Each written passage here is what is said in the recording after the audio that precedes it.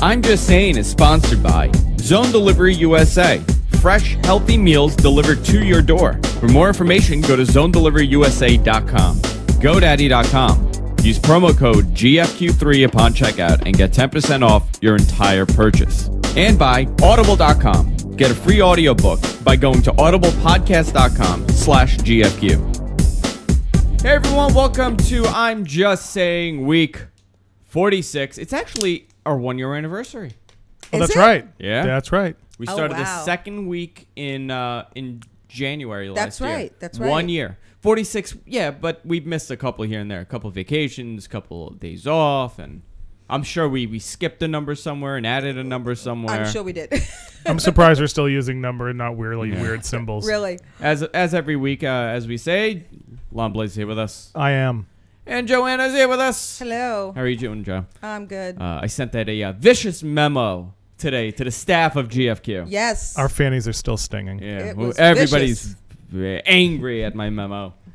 You know, we're getting You're organized. such a tyrant, Andrew. I know. I'm a horrible boss. You are. You are taskmaster. You are. We're coming up with evil words for you. Taskmaster? Yes, you are I taskmaster. kind of like that, actually. The Taxmaster. You're Simon Legree. There you go. I own like a sweatshop. I have all of you. There you go. It's like the opposite. I feel like an Indonesian child. It's the opposite of us, like child welfare, like child. What is it? What the child labor laws? Yes. I do the total opposite. I hire people that have worked and are adults, and I don't pay them anything. You bested. That's what I'm doing. Yes. You know, we're getting there. It's been crazy. And for that, you send us nasty memos. Nasty memos. Nasty Very memos. professional, though. Yes. Then expects us to invite him to our parties. Yeah. And in Yes. the end, what did I write? I said, the GFQ holds the... I forgot what... Let me read this. Actually, I should read this on the air, right? You probably should. Yeah. I don't know. If you guys do your show, and then if we have enough time, I'll decide to read it. It's really your show, Andrew. We've come to understand that. Even though it's our show, it's your show. You know what this is for me? I kind of... On Thursdays, I can't talk about, like, things that are happening. Uh-huh. Because I'm so busy with, you know, I got Kunal to deal with. I have Coco that's annoying me. Jess has the news. So this show, I'm like, yeah, you know, I got this done, I got that done. It's like I let it all out. It's like therapy for me. Oh, good. In some weird reverse way. Well, that's good. I'm glad you're feeling better. I am. Everyone needs a little catharsis. I need a lot. A little is not the word. Absolutely. Well, happy Martin Luther King Day. Happy Martin Luther happy King Day Martin to you Luther too. King Day. Do you have a dream? I do. That's nice. Get out of this stinking place. There you go. Absolutely. It's my dream. But I was thinking, you know, if we sit around as three white people and not mention it, yeah, it's bad. But if we sit around as three white people and mention it, it's like, oh, look at that. They're sucking up and trying to be, you know, part of it. White guilt. White guilt, Yes. actually. White guilt. Absolutely. I have not. My people had nothing to do with any of this. I'll tell you that. Mine. Neither did mine. Yeah. Mine were in Europe doing something, you know. 1860s, none of my people were here Yeah. yet. None of my people were here yet. They were stomping grapes in Sicily. I have nothing to do with this. Yeah, they ran out of, Really. you know, my people are here because, you know, the countries over there threw my people out. Yeah, exactly. Yeah, really. Absolutely. That's My people are here because they were escaping. But I from have the seen Black several- Hand in Sicily. Yeah. There you go. I have seen several stories, though, and I think what's really cool, that's what's going on in the African-American community, is that Martin Luther King Day has become a day of public service. Okay. Like, people take the day off like there were people painting schools today, Yeah, and that I've sort of heard thing. that. And I think that's actually very really, nice. Yeah. I think that's really cool. That's what a lot of people were saying that 9/11 should be, that 9/11 should be a day of giving back. You I know, think what do that's you a make good that day? idea. That's interesting, because what do you do with 9/11?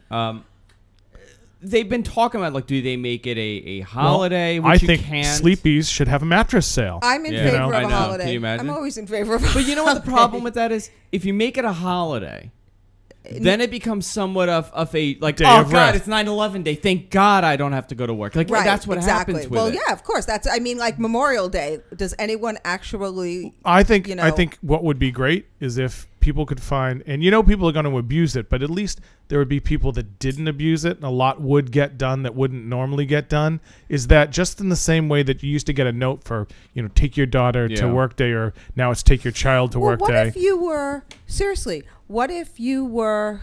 If companies were required, and schools were required, but realize that would mean I'm thinking out loud. That would mean like this big organizational effort. But if people were required to do something to give to the community that day. I don't remember like being a kid what they taught us on Martin Luther. Like we never. It was just like, oh, Martin Luther King, this is what he did, but we never was like, you should do this and you should do that.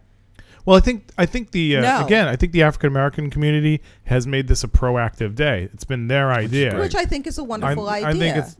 I think it's great. Well, look where we've come as a society from then to now. Just because Martin Luther King was speaking out, he was assassinated. Now we have a black president. Yeah. I mean, look how evolved we are in the last, 45, 50 years. But I think it's one of those things that you stay diligent about. Mm-hmm. Simply because it happened doesn't make it. It's like, okay, everything's good now. I think he's sort of still working, and I think that's the idea that they're trying to instill. Well, also, I think they're giving back to their own communities, like, for example, painting schools and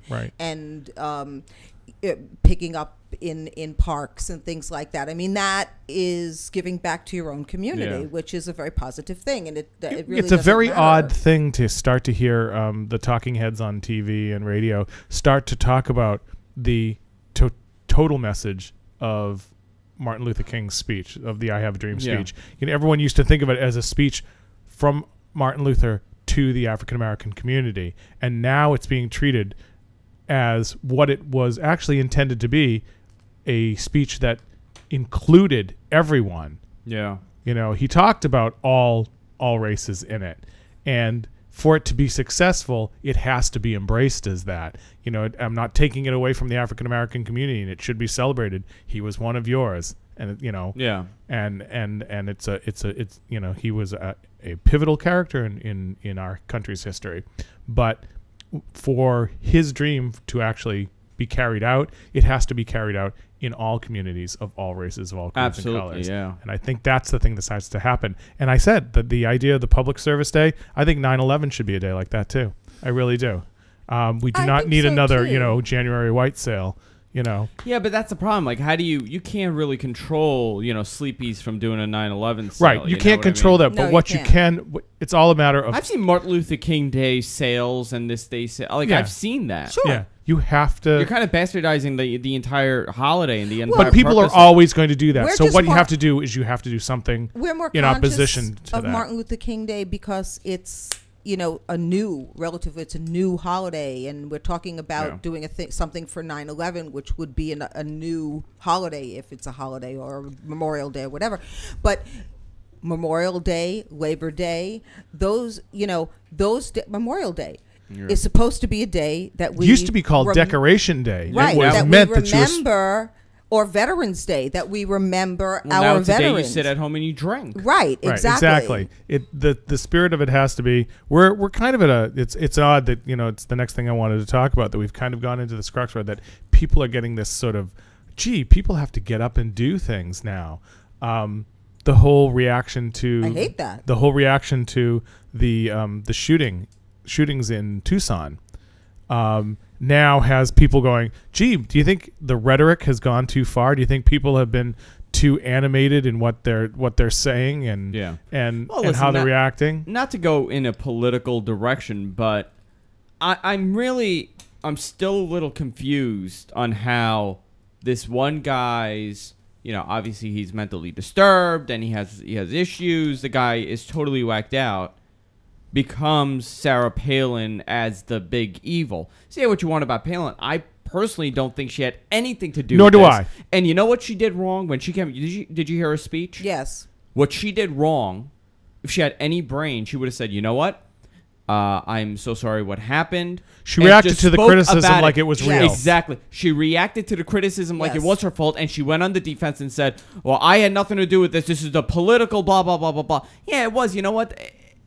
First of all, you can't go and blame a politician for an aggressive campaign that had nothing to do with this one person. She never went out and said, do this. Her campaign image just happened to be a fluke. You know what I mean? It's just so. If I turned around and said, you know what, I hate Lon, and I hope something happens to him. Well, it wasn't even that. It was. I hate Lon, and I hope he loses that election, and then somebody shoots you. It's not really. I didn't push that. No, but she is a public figure. Irresponsible, yes. Yeah, totally. It was very Right. irresponsible. Totally irresponsible. I think, say. you know what? The fact that you're on this microphone, you know, we sort of came on to the air going, look, we're a little irreverent. Yeah. So there's that to go with right there. Sure. Okay? So that makes us a little less responsible than Sarah Palin does, who has to be a little less responsible than the president has to. Yeah, but the difference is essentially...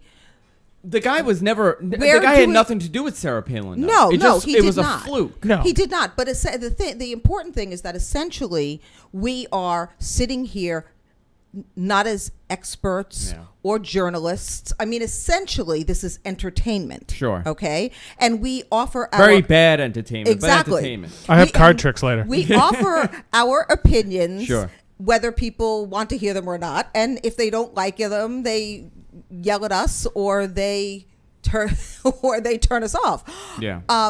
But we are not holding ourselves up for public office to be representatives. Well, at that point, you need to be careful what the hell you say. Yeah.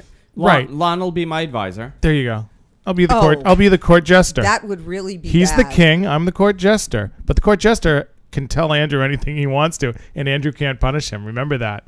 Such is true. Did you see the videos this guy was making walking around campus? Oh, and yeah. He was talking about it's Have you seen these, hon? genocide. No. And Oh, yeah. He was basically Really, yeah. saying that this campus breeds genocide and that sort of thing. All I'm saying is, you and I, in essence, have a little more leeway to talk like a thug than the state assemblyman does. You know what I mean? He's representing the best parts of us.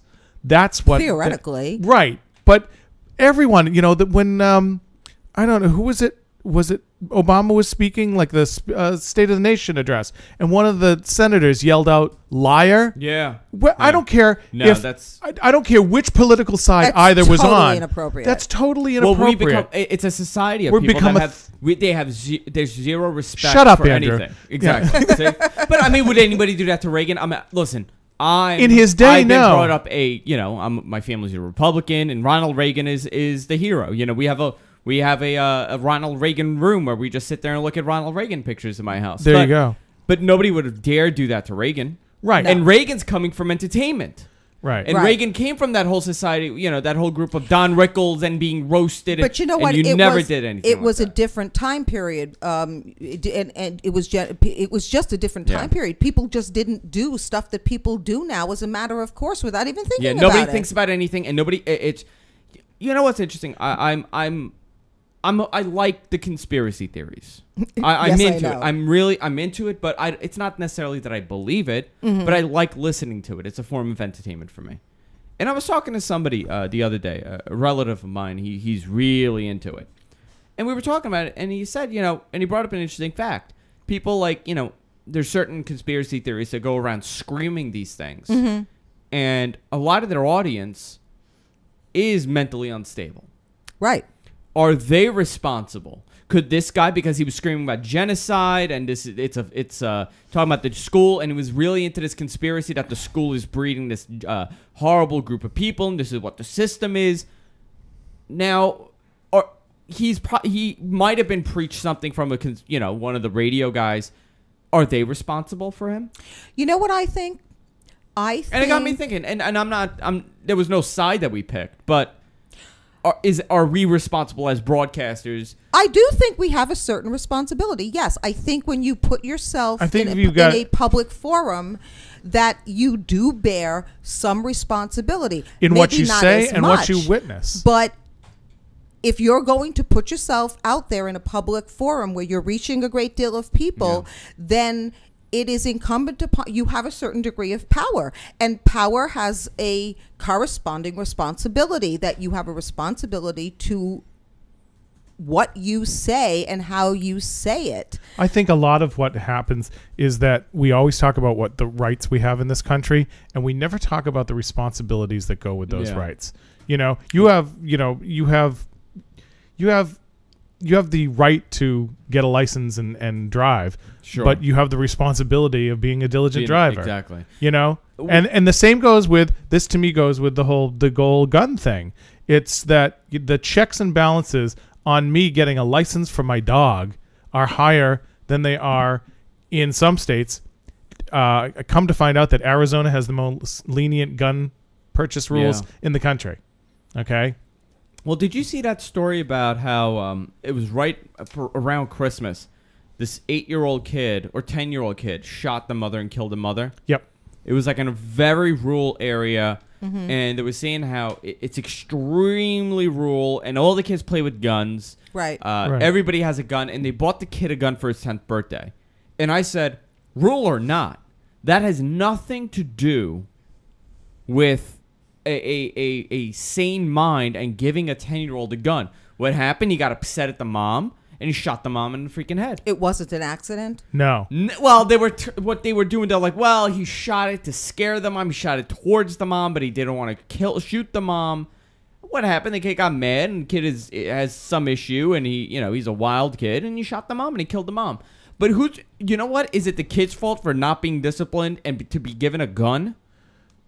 I mean, who do you blame? Well, you when blame a 10-year-old has a gun. You I blame think if several you have people. if you have a child that's This kid's supposed. You know what? Unstable. There's no reason why a 10-year-old should have a gun. No reason. Andrew, if you grow up in another part of this country, it's a way like, of life. It's like riding the subway. It's a way of life. They grow up with guns, and very honestly, a boy in those places is generally given a gun as a matter of course. When they're like 7, 8 years old, they're taught how to shoot because that's part of their culture. So you're not going to change. I think what you have to do, and they're taught. The really important thing here. Can I finish what I was saying? Sorry.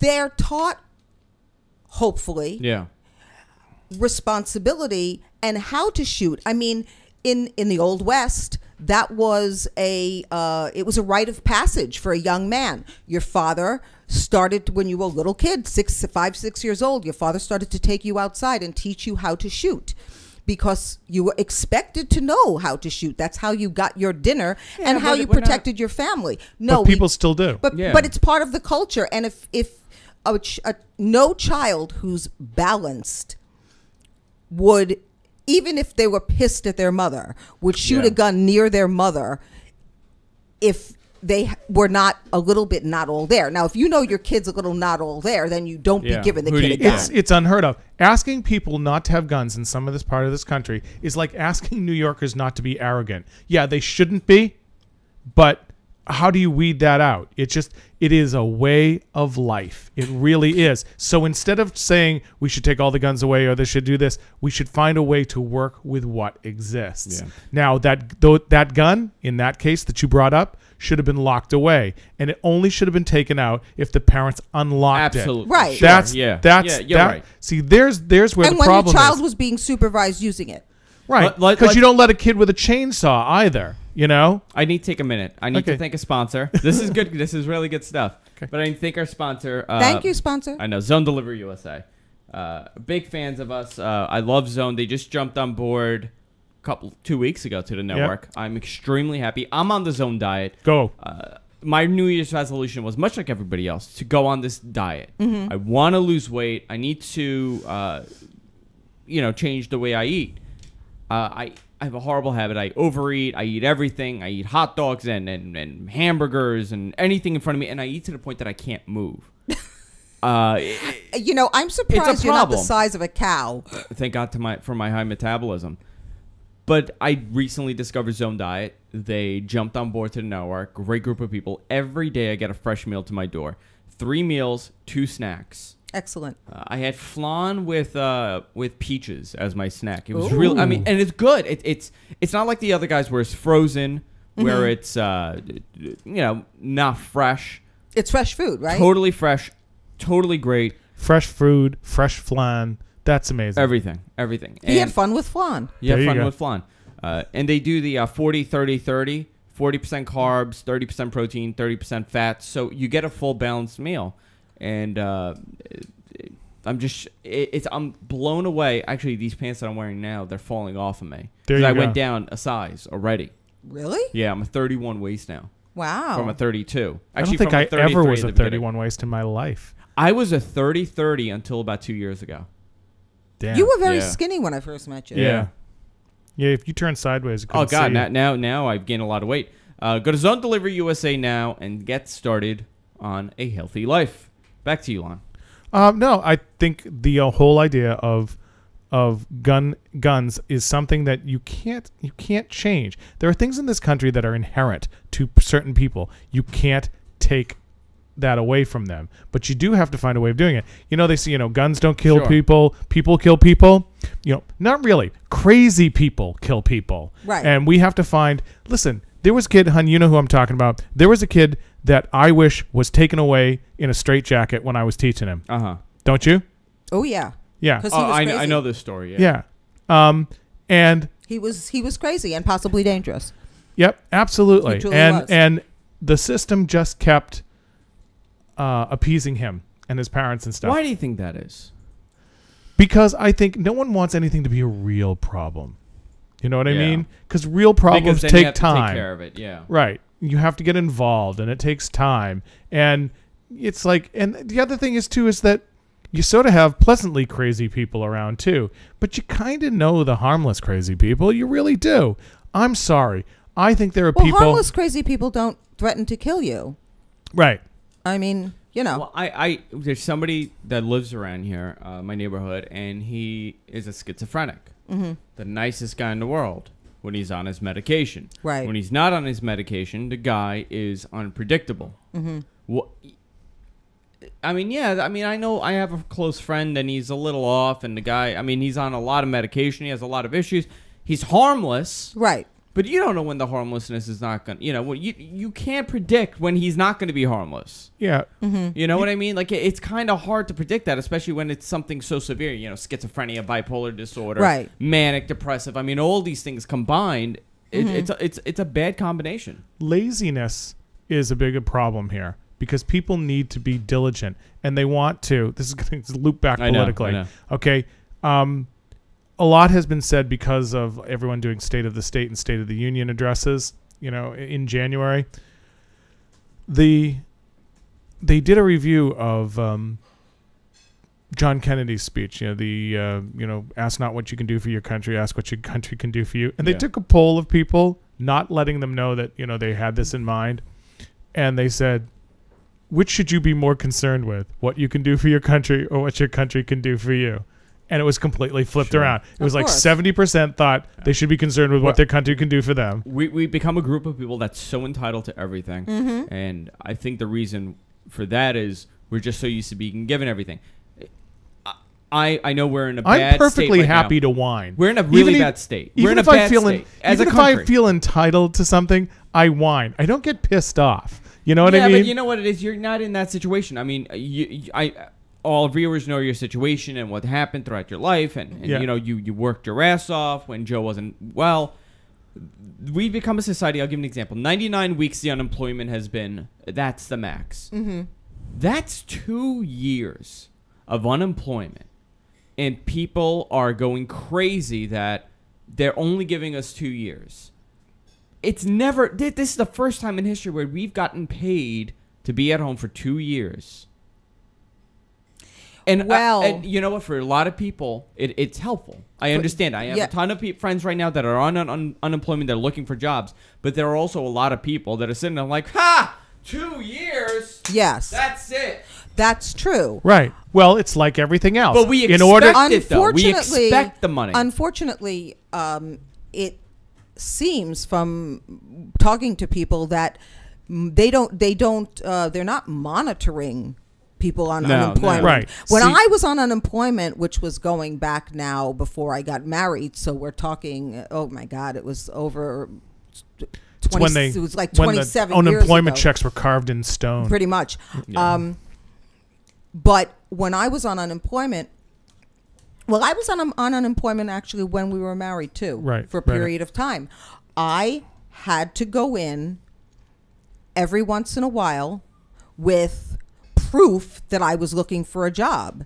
and I had to have, I mean, I used to go through the paper and cut out ads, and I had the numbers of places that I had called and all of that. I had to keep like a record, and they checked. They don't check anymore. No, I think in some states they do. In New York, they don't care at all. They really don't. There's nothing. I was on unemployment when I left my job for a while, See, and it was what it was started to fine. happen is when times are tough, things are tough.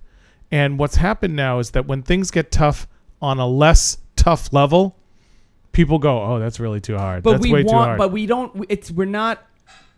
We expect it. You know what I mean? That we expect I'm not saying us in the room or our viewers, but I'm saying as a whole. It's kind of, well, why do you mean we're not going to get that now?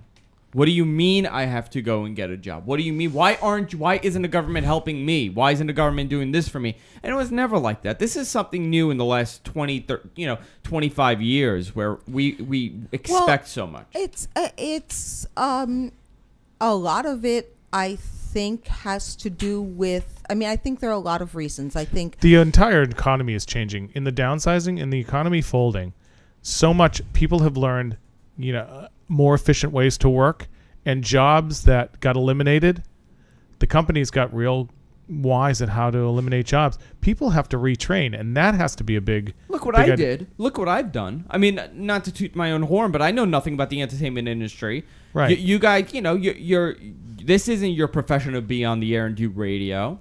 But you you're have doing to become it, right? creative. You've learned it. You have to You've become adapted. creative, but there are people that But Andrew, you have to realize that I'm much smarter than the rest of them. I know, Joe. Say it. Just tell everyone.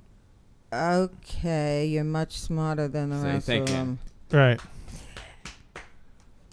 And and there's opportunity around here. Man, go to the middle of like Iowa. No, it is hard. It's very hard, and also you're young, and you don't have children. For some middle-aged guy with 4 kids who's been working at the same company for 30 years. And thinking that he had that job. But we did this to ourselves by getting rid of the jobs, by sending the jobs out. Oh, yeah, we definitely did. But unfortunately, the people who are bearing the brunt of this were not the ones who made those decisions. Look at Detroit. Detroit is done. Dead. I mean, it you know what? Totally. Detroit in every like post-apocalyptic world, like any futuristic thing, Detroit is the first to be gone. Right. Because in the 80s we started predicting Actually, there is a plan for Detroit now. Detroit, what are they doing? Detroit, the one of the plans, put it this way, a proposed plan, is for it to become the center of green technology. Seeing as one power source, one way of living is going away, it should fill in with another. Pittsburgh had to do this. The steel industry, collapsed in Pittsburgh, and they replaced it, with other things. So the whole renewable energy thing is they're trying to center it in. But how do you? Okay, wow, that's a lot better. There was something up with my mic. Whew. I couldn't hear there was all that stuff. Yeah, you couldn't hear me before, right? All up in your mic. I don't know. There's something up. I just unplugged it. We kind of brought this to ourselves because we have no steel industry left in this country. No. These towns relied on, the mine and the steel and the factories, and everything is gone. A lot of these places really were, like, it's hard for us to understand that really coming from here. We're not coming from here, but But a lot of those towns, those small cities, were built as they were one industry towns. That's what it was. They really were. And when the industry went belly up, these people had no place to go, and no work. So, and these are people who were not trained really for anything else. Right. So Nor did they think they ever had to be. Right. Well, what happened is, and again, it's like a vicious cycle. They started doing well, then management started screwing them, so they unionized, and the unions they wanted more money, and they started demanding more, and the company said, well, screw you, I'm going to go out of the country and hire, some tiny island in the Pacific to do what you're doing, and charge them a button for 30 hours of work, and that's Right. it, and they're happy. They're and happy that- as a clam. And Right. that's not to say that that middle management wasn't screwing them out, the labor out in the first place. It's just that there's not, beneficent negotiation. This is the point that again, the point is that these things exist, and we have to find a way. And we are sitting around as blues and reds and all this, and just basically yelling at each other. Yeah. And it's led to the thing. And I think the whole Tucson thing just buttoned that. It wasn't. That woman did not bring about that guy to shoot her. He was nuts. Sure, yeah. The guy. Nobody. But what it did is that it reflected a time. It reflected sort of craziness in general that's going on in this country. How do you fix something like that? I mean, how do you prevent something like that by from happening? cooperating. I'm not sure if you and I are on polar opposite sides politically in this country, you're not going away, and I'm not going away. So you don't get to win, and I don't get to win. I'm sorry, But I it's don't. a popularity contest. I mean, imagine what politics would have been, 40 years ago if we had television. A lot of people would not have been elected. A lot of people would not have been in office for a long amount of terms. It changed. We had television 40 years ago. Yeah, 40 years ago, it was just the 70s, man. No. Like 50 years. No, but like 50 years ago. I'm talking about like the 1950s. Well, no, Kennedy. Not a lot of people. Kennedy was the first one. Kennedy Yes. was the first media candidate. Yeah. Yes. That's what I'm he was talking the about. And first it had television a huge candidate. amount to do with why He got elected. was elected. Like Bill Sure. Clinton. Yeah. Bill Clinton was the same. Kennedy was elected Absolutely. because Richard Nixon sweat too much. Yeah. Honestly, the And debate. he wasn't warm, and And he charming. wasn't charming, and he wasn't attractive. Yeah, and you look at any president before like 1920, and they all look like they've got a pole up their butt. Oh God, yeah. Yeah, they're not. Except for maybe Teddy Roosevelt. Yeah, it's fascinating how we decide if we like someone based on what they look like. I wonder if Sarah Palin was, a 350-pound overweight woman Never from the would have Midwest, gotten would as she have far ever as she gotten, did. Exactly. No, her and Ann Coulter. Yeah. No. Ann Coulter, I've decided, is not human, and she is an alien out She from happens some to be. galaxy. I mean, I can't She's stand her, but she's a very good-looking woman. Very good looking woman and extremely intelligent. I would love to interview Ann Coulter. When she's not being whacked out, like when she's not saying crazy stuff, she's extremely intelligent.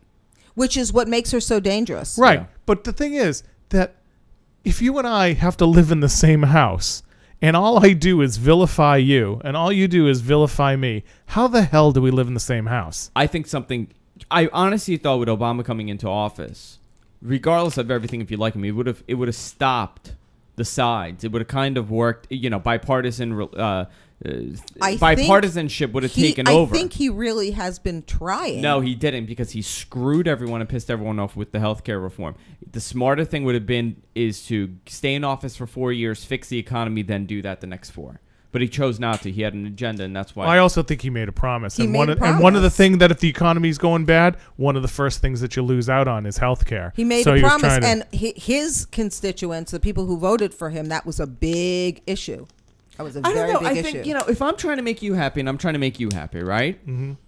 And both of you are not on the same side as me. Mm-hmm. And my goal is to fix everything and kind of work together on this. Why would I do the one big thing that would piss you off the most? Why would I do that?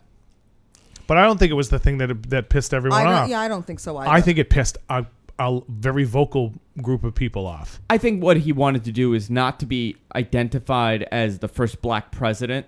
I don't think he wanted to be identified as a black president, but I think he wanted to do something huge and to be identified as, Barack Obama got universal health care for the United States. Well, the thing is, as an issue, healthcare is the one issue that really affects everyone.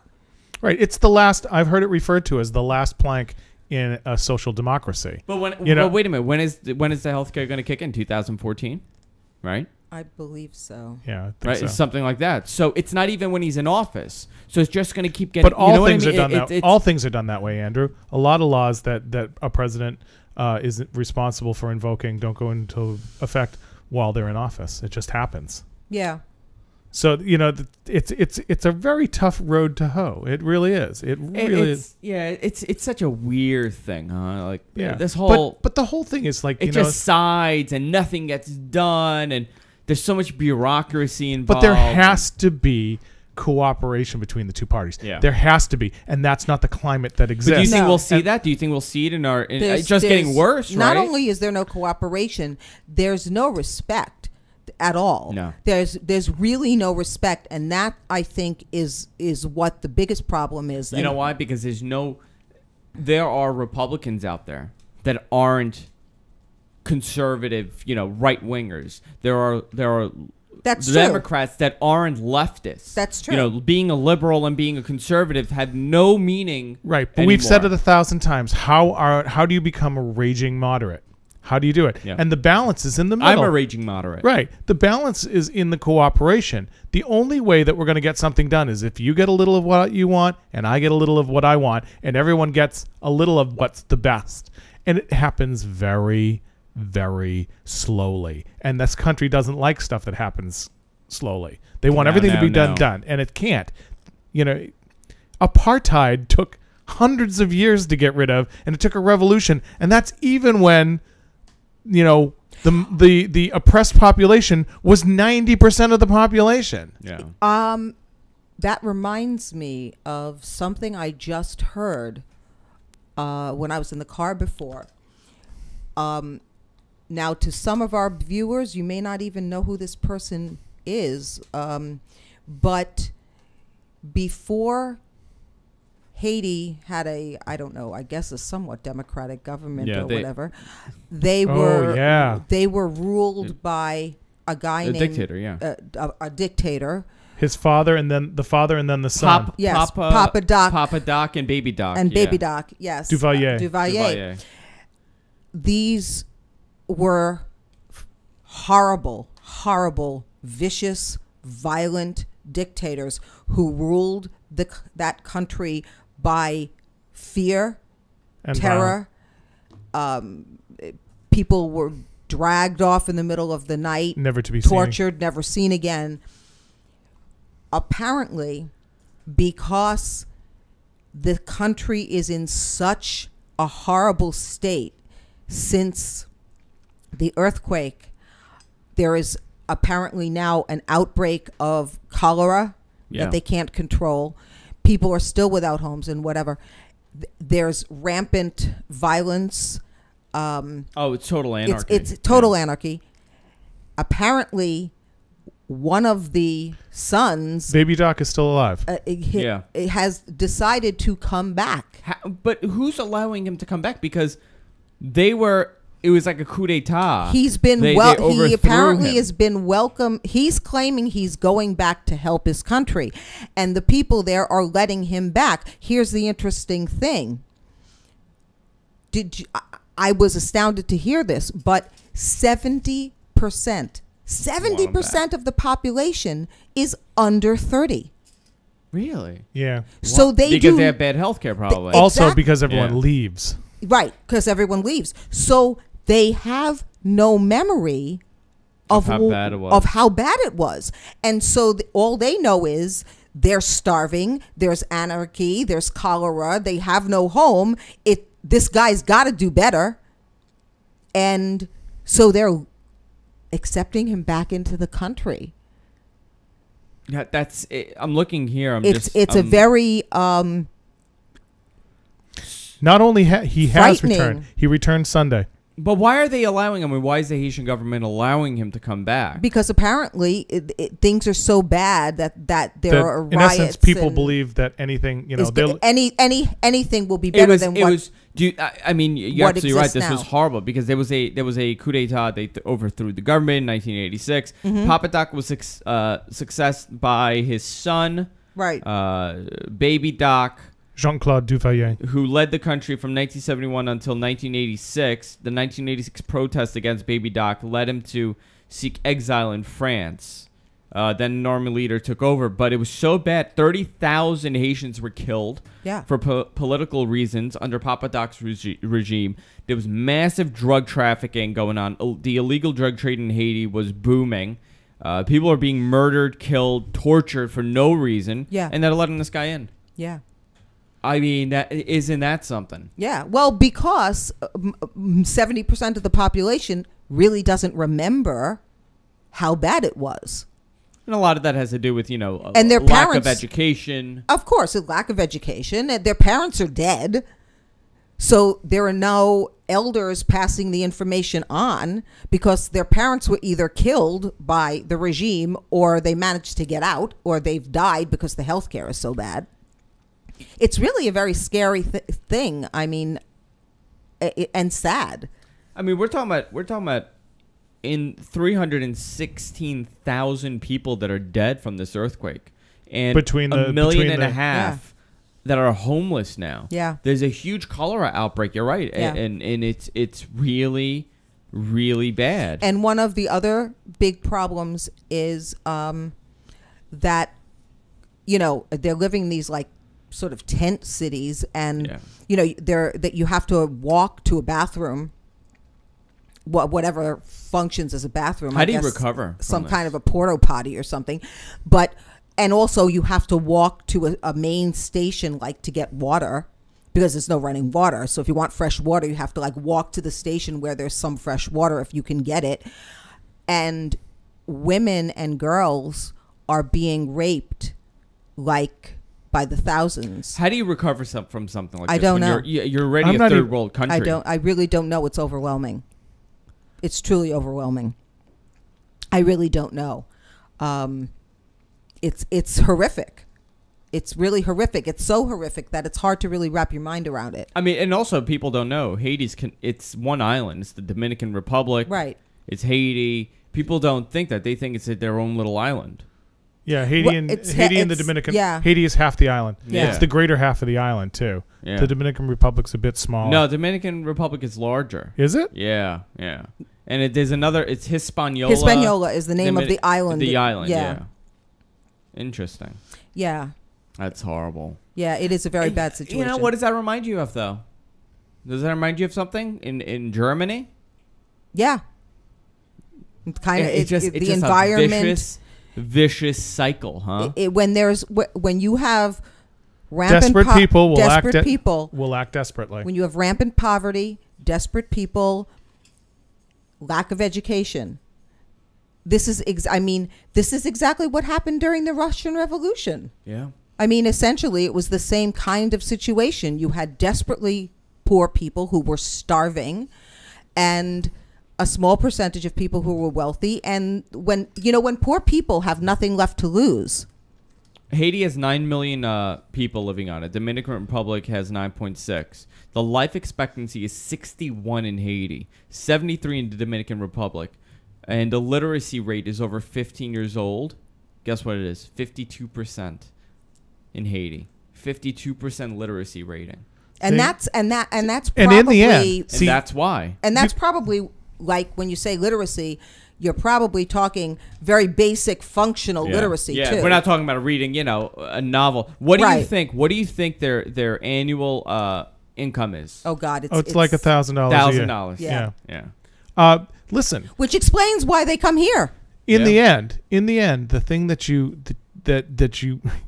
can't forget, and people always do, which is why history repeats itself, is that if you have the great masses being ruled by a very tiny, rich,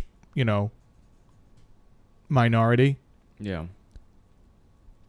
you have millions and millions of people, and not very many of the rich. The poor, when they get poor enough and they have nothing to lose, they will turn. Yeah. Yes, they will. They will turn. This is what happened in the French Revolution. I just want to remind everybody, tomorrow there is a special episode of Stepping Out that's on tomorrow at 9 p.m. East on Tuesday.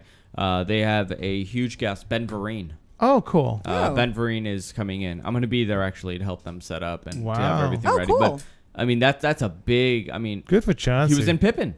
Yep. Ben Vereen. He was Chicken George in Roots. Yeah. He was. Yeah, so it's going to be actually really, really cool to see Ben Vereen and actually meet him. I would love to talk to him. I just wanted to remind everybody. But it's interesting how we don't, once the media stops talking about it, we think it's over. But I mean, this is just insanity that these countries are suffering from. And what do you do? I mean, what do you do? Know. What can you do? Isn't it, at some extent, isn't it left for the people of that country to recover? Obviously, they can't. Why? Because they don't have the resources. They don't have the. They don't have the money. They don't have the infrastructure. Well, corruption. Well, sure, but corruption doesn't invite investment either. You don't want to go into the country. Listen, that country's beautiful. We went to some place in Haiti on the cruise, just an island off the coast of Haiti. An island off the coast of Haiti. It was gorgeous. An island called Labadee. If those people would embrace tourism, and industry would embrace tourism, and the corrupt government that's what the would Dominican embrace Republic now is beginning to make money by embracing tourism. Yeah, because they're cheap, and that's why people are going. Sure. God forbid you leave the resort. Right, but that's the way all those places started. That is the way all those places started. I don't leave the resort in like Cancun. Like God, we went to Aruba, and I didn't leave the resort. Oh God. And it has like one murder a year. You're ridiculous. But it was interesting though. When we went, the island is called Labadee. It's a little island that Royal Caribbean, apparently they don't own it, but they've like rented it for 100 years or something like that. Anyway, it's beautiful. And, they have it all set up for the Royal Caribbean visitors and whatnot. And we were going to take the zip line, which goes from one point of the island all across the beach. It's sort of a crescent-shaped island, and it goes from one point across the beach completely to the other point of the island. Longest zip line I've ever seen. Yeah. Anyway, he ended up not being able to go. Because I was too fat. Well... Are you kidding me? Well, no, they weren't even letting people that were 170 pounds. No. Well, what happened was it got really, really windy, and normally I think it's normally there's not a weight. I think the weight limit's like 250 pounds or something, but it was really windy, so they cut the weight limit to 200 pounds, and so I was able to go. So I took the bus up there, and they take you all the way up to the top of this hill. So you kind of go away from the tourist area, like sort of into the jungle, kind of, into the rainforest. And when we got up there, it was so windy that they actually lowered the weight requirement to 170. Wow. But anyway, it was very interesting because on our way up there, they keep it discreet, but I'm like I like watch everything and look and stuff. There were lots of soldiers with in military garb, with machine guns and automatic weapons guarding all along the route there. See, we're not used to that. We saw that after 9/11.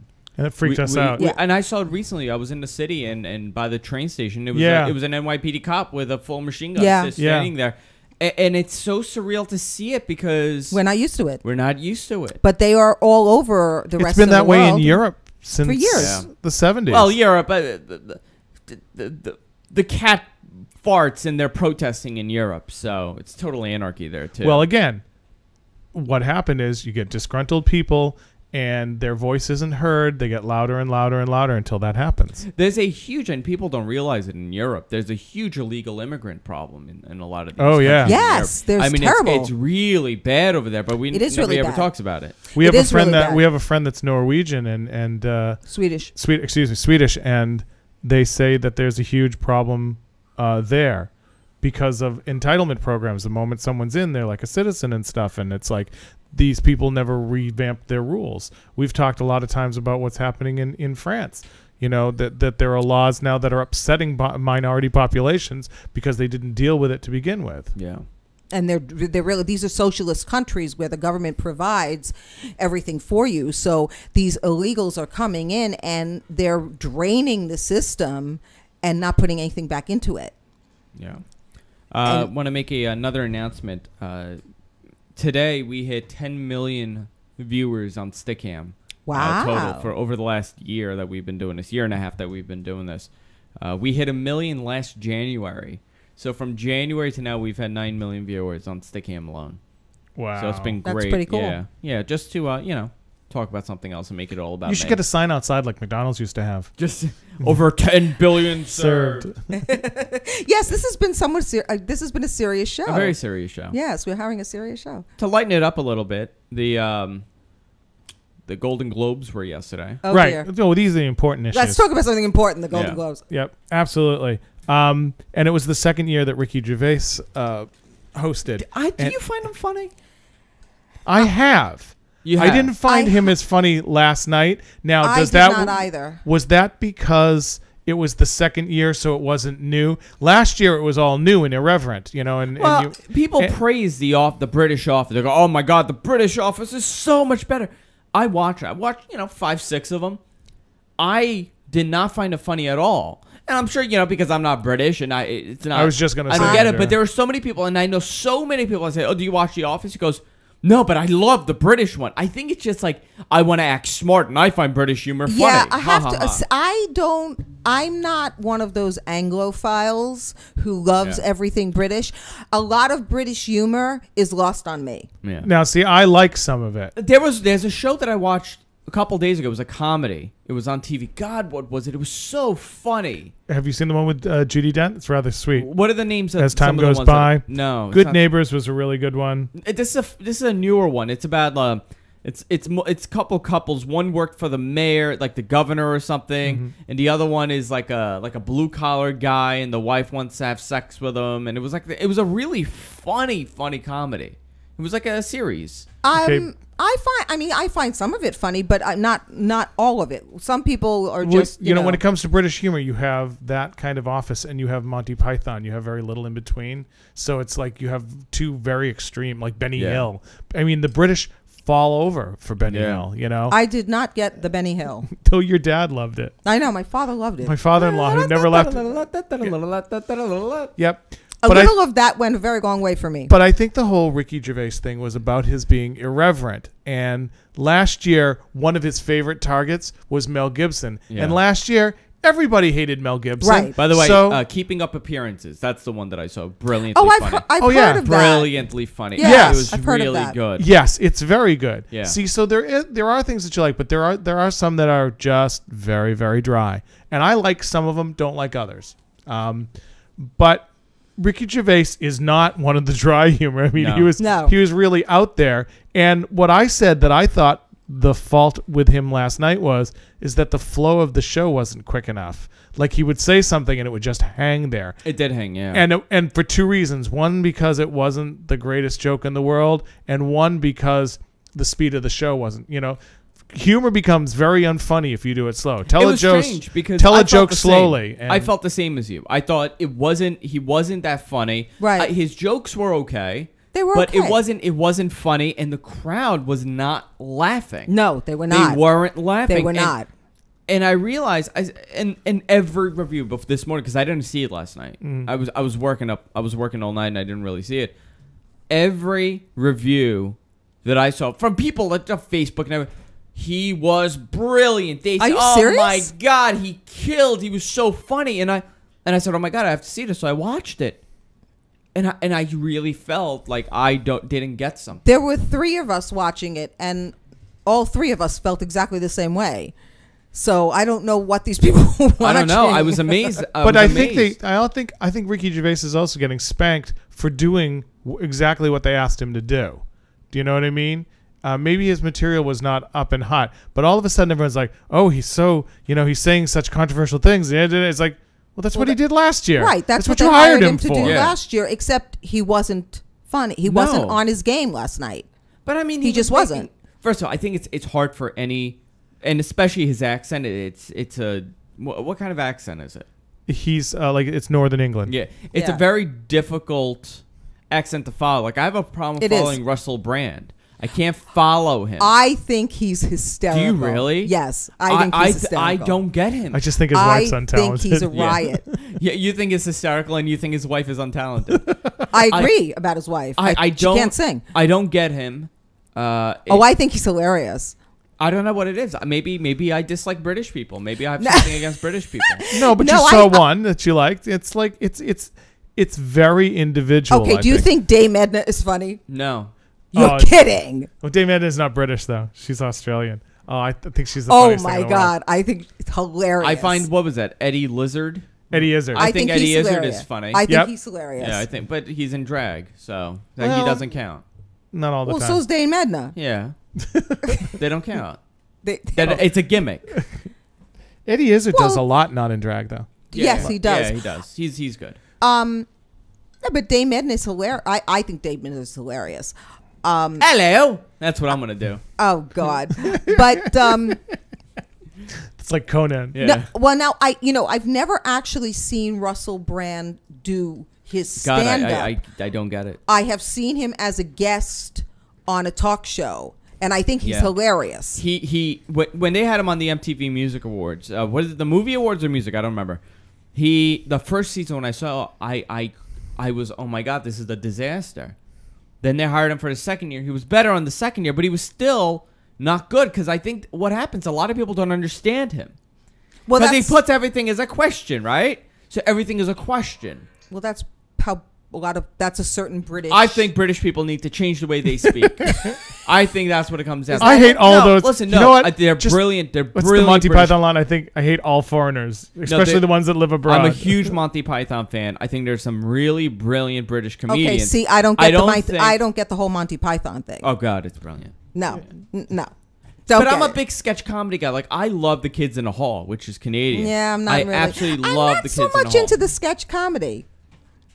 I'm not so much into the sketch comedy. It's got to be really good for me to like it. But Ricky Gervais, he's a funny guy.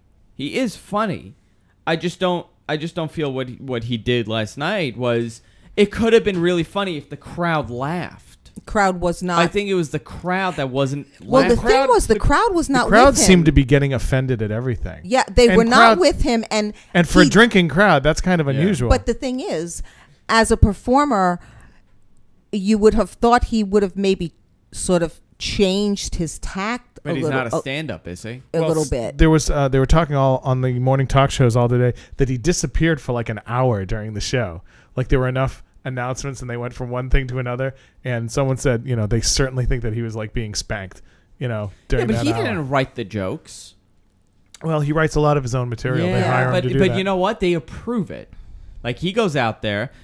How these award things go, you have writers, and the writers write everything for you, and then they approve whatever you want to do. I think he's going to get a lot of blame for something that was a committee decision. Yeah, but unfortunately, that's what happens when you put your face up there.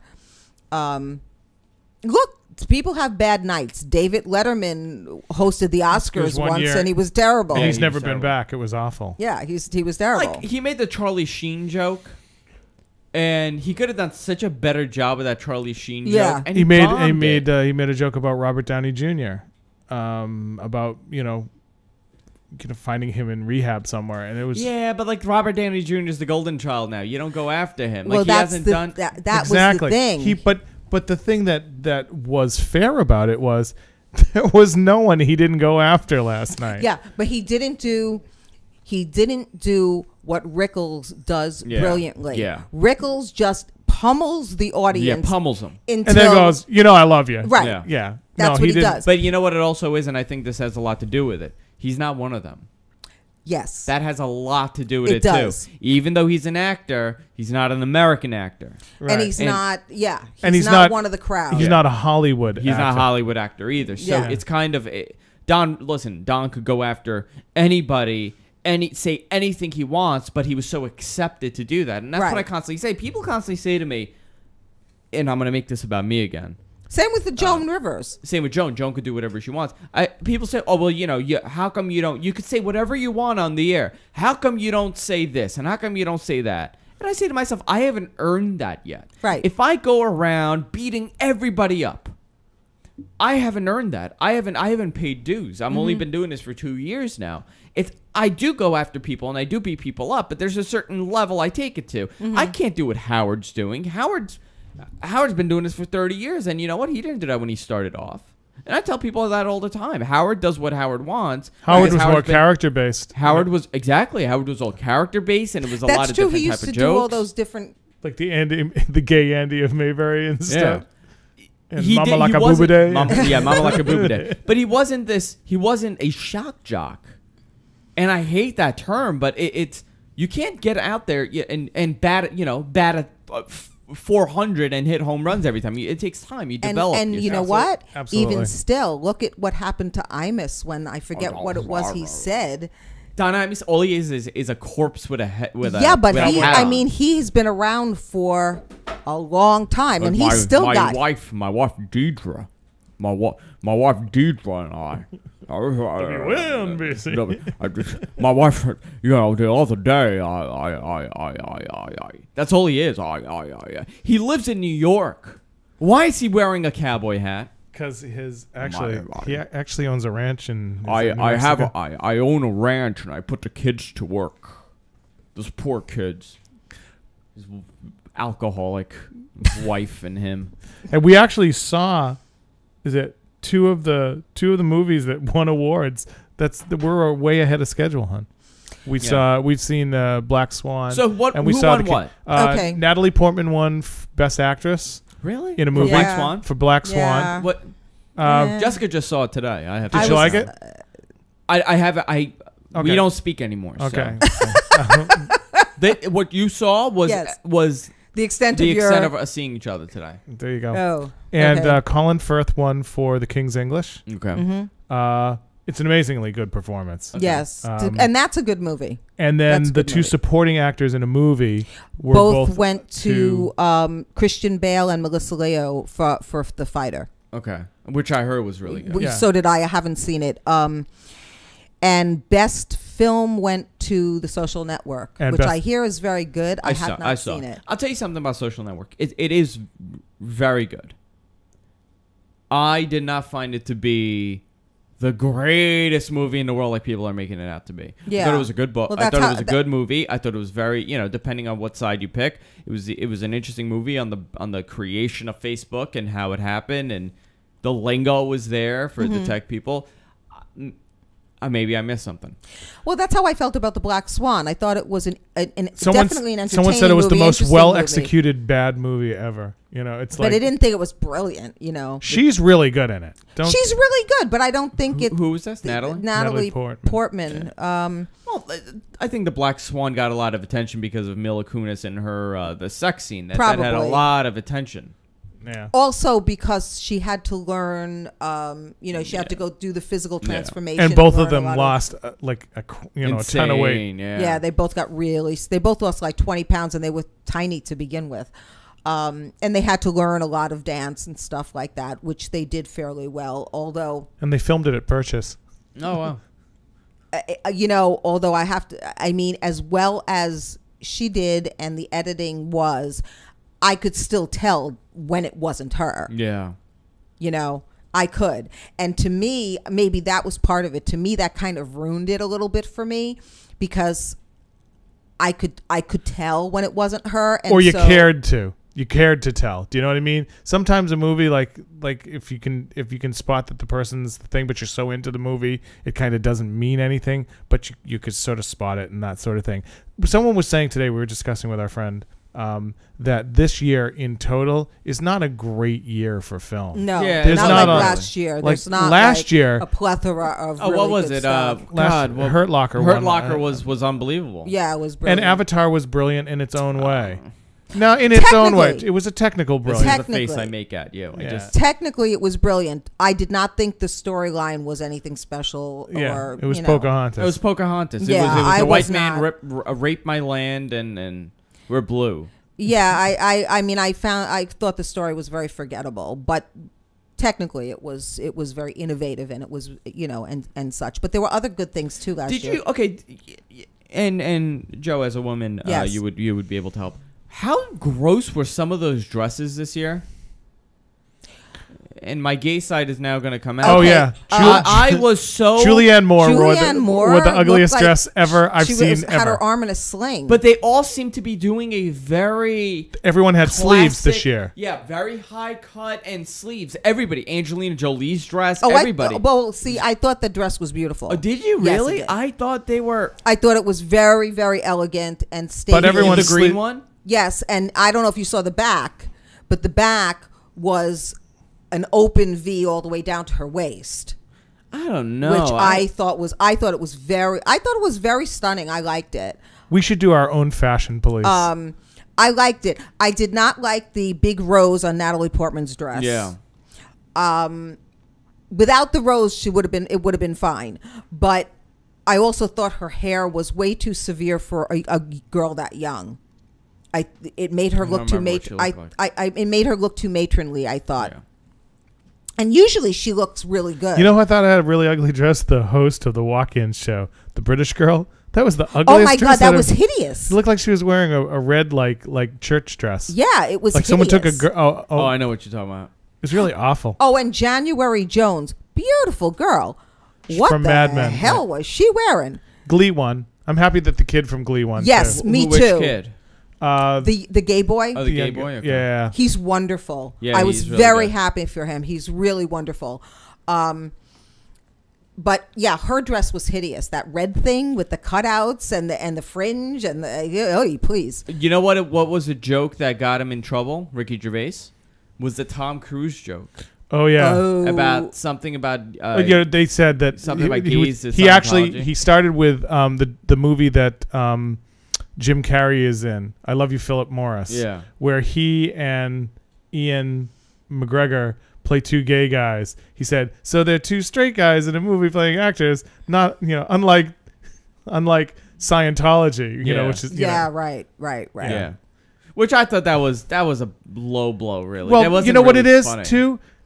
To me, it's, again, if you insult the girls from Sex and the City in front of them, that's one thing. But if you insult them and they're not in the room. No, you know what the difference is? And it just hit me. It just hit me.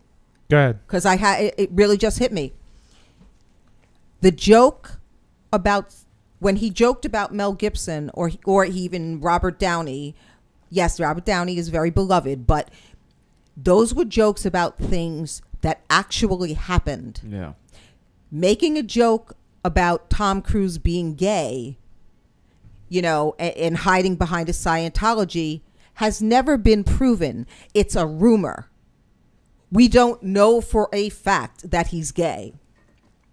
We know for a fact that Mel Gibson did the stuff that he did. Yeah. But we don't know for a fact. But listen, you're in a room with their peers. You know what I mean? It's not the MTV Movie Awards where it's a bunch of kids and teenagers laughing at your jokes. You're in front of, everybody that's in the industry. He did this last year, though.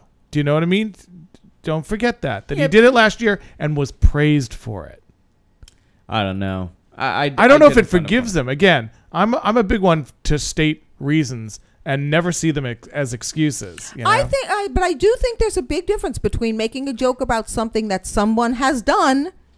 You choose the behavior, you choose the consequences, and making a joke about a rumor about someone, a nasty rumor about someone. I think there's a difference. I really do. If you make a joke about something that I've done, I may be pissed off, I may not like it, but I did it. Well, this directly has to do with how much popularity the MTV Awards have gotten compared to the Golden Globes, and all the other standard award shows. The MTV Awards kind of blew them out of the water for many, many years because they were so shocking and they were so out there compared to what these used to be. Right. I get what they used to be civil, and they're not civil anymore. You know who I don't like at all is Sarah Silverman. Why? I find her. Oh, I like her. I do not like her. I think she's funny sometimes. I think a lot of times she's just rude and I like her. I like Sarah. And not funny. I think Sarah Silverman is just a giant character. Everything about her, there's nothing genuine about her when she's on camera. If you ever see an interview of her, she's always in character. She's never Maybe out of that's character. what I find annoying. I don't Yeah. know. I mean, I think she says things that are very inappropriate sometimes and really not called for, and not funny. I've seen her be extremely, brilliant, and I've seen her stand up be horrible. I've seen her perform live, and it was just bad. It was just her just being strange. Well, Right. that's what I mean. I think sometimes a lot of like what I find to be bad comedy is comedy that's not committed to because they don't know it well enough yet. They don't know their craft well enough yet, or it's just self-indulgent. It's masturbatory. yeah. And I really don't like that. Who else won before we wrap it up? Who else won?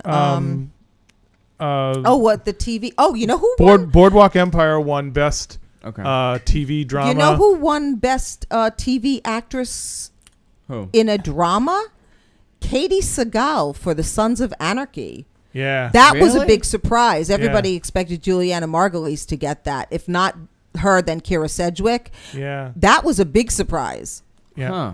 I've never seen the show. Kara Cedric and The Closer? Yeah. Okay. She's won a bunch of times. She's been nominated a bunch of times. She's won. It's a and good she's- show. She's won. It is a good show. And Juliana Margulies is great. The Good Wife is a good show. The Good Wife is a brilliant show. Yeah, it's an Brilliant. excellent she show. just recently got me hooked on that. You know why Yeah. people don't like it? Because it's very real. Yeah. And it's Too intelligent. smart. Like Too smart. you have to like really think about it. It's a smart show. It and is a that's the smart problem. show. And so far they haven't ruined it, but it is a good show. Yeah, it is Really a good show. It's a really good show. Yeah, they'll jump the shark when they bring in her evil twin. Yeah, and I don't know. It's these good shows don't last. That's the Well, problem. they shouldn't, in essence. Sometimes you have a great idea for a story. You can extend that story out 2, 3, 4 years, maybe 5 sometimes. Yeah, but at a certain point, I just use the expression, jump the shark. It's just kind of like, yeah, I watched the show because I've always watched it. Is it what it was when it started? Not really. Well, like Heroes was a great show the first 2 seasons, and then They the didn't viewers trust it. complained because there was too much happening, and they couldn't understand it It because drew- they got smart. And what they do, they dumbed it down. They added 1,000 characters, and they really made it stupid, and they got canceled. Yeah, that's Because once you lose the core, you lose the core. yeah, that's true. That's That- what happens with all of them. That's true. You know- Well, didn't we say it before?